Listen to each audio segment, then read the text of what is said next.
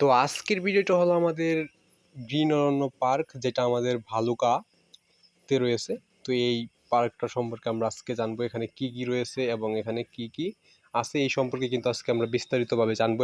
এবং এখানে কত টাকা খরচ হয়েছে আমাদের সেটাও কিন্তু তোমাদেরকে বলতে হবে। তো এটা হলো সামনে যেটা রয়েছে, তো এখানে এইটুকুই কিন্তু তোমরা ফ্রিতে দেখতে পারবে। তো এবং কত টাকা খরচ হবে, তো চ্যানেলটাকে কিন্তু অবশ্যই অবশ্যই সাবস্ক্রাইব করবে, অল নোটিফিকেশন অন করে রাখবে। তো এটা হলো পার্কের সামনে যেটা রয়েছে। তো এখান থেকে কিন্তু তোমাকে একটা টিকিট নিতে হবে, টিকিট কিনতে হবে 100 টাকা দিয়ে। তারপর কিন্তু তোমাকে ভিতরে যেতে দিবে। 100 টাকার টিকিট কেনার পর আমরা ভিতরে চলে আসছি।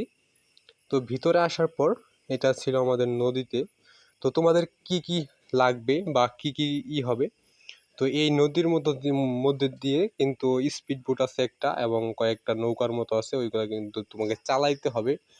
সাইকেলের পেডেল যেমন আছে ওই রকম করে চালাইতে হয়, কত অনেকগুলো আছে ওই রকম আছে, এবং স্পিড বোটগুলো রয়েছে। তো ভিডিওটা খুবই ছোট করে করব, তার জন্য তাড়াতাড়ি বলতেছি একটু। তো তারপর রয়েছে সুইমিং পুল, তোমরা সুইমিং পুলে দেখতে পারবে। তো এই সুইমিং পুলে আসতেও কিন্তু তোমাদেরকে টিকিট কিনতে হবে। টিকিটের দাম কত? তো টিকিটের দাম হলো 150 টাকা।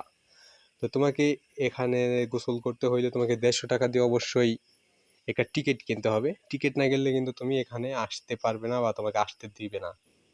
তো আমরা কিন্তু পলাই পলাই এখানে আসছিলাম, কিন্তু পরবর্তীতে আমাদের দিয়ে ধরে ফেলছিল। তারপর আর কি 150 টাকা দিয়ে আমরা করছি।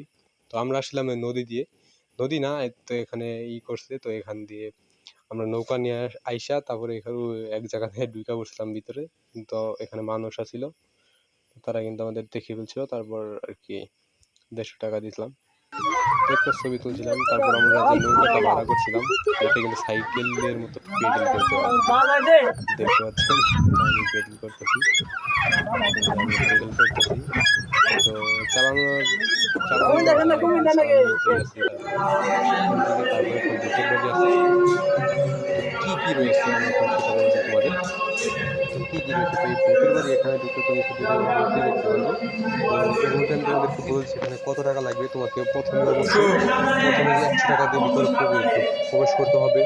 তারপর বাচ্চাদের জন্য আছে ওইগুলা তোমাদের ওখানে 200 টাকা করে টিকিট। তারপর তোমাদের যেতে হবে তোমাদের আরো অনেক জায়গা আছে, যেমন ট্রেনে চড়া আছে,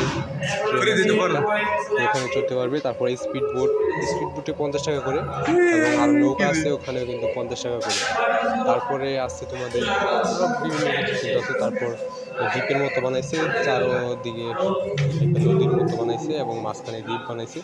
ওখানে অনেক ঘর আছে, রিসোর্ট আছে, ওখানে কিন্তু ওইগুলো ভাড়া দেওয়া হয়। তারপর ওইখানে কিন্তু মাঝখানে কিন্তু যেখানে অনেকে গোসল করতে চায়। তো ঘোরাঘুরির জন্য এটা একটা ভালো একটা জায়গা। তবে তোমাকে অবশ্যই কিছু খরচ কিন্তু অনেক, যেমন তোমার 1 থেকে 2 হাজার টাকার মতো খরচ হবে তুমি যদি সম্পূর্ণ ভালোভাবে ঘোরো। তো 1500-র মধ্যে হয়ে যাবে 1000, বা 1000-এর মধ্যে তুমি ভালোভাবে ঘুরতে পারবে তোমার ইচ্ছা। তো তুমি সব কয়টা জিনিসই উপভোগ করে যাও, তাহলে তোমাকে 2000-এর মতো লাগতে পারে।